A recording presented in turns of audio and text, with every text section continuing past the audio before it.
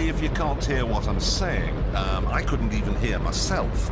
This is the loudest sound you could possibly conceive. And, as it turns out, the cleanest.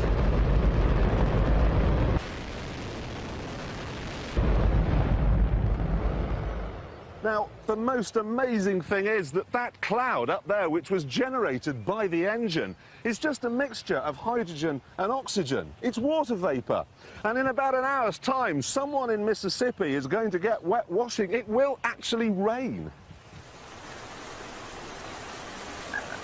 I told you! It's raining! That's unbelievable! Oh, NASA's playing God.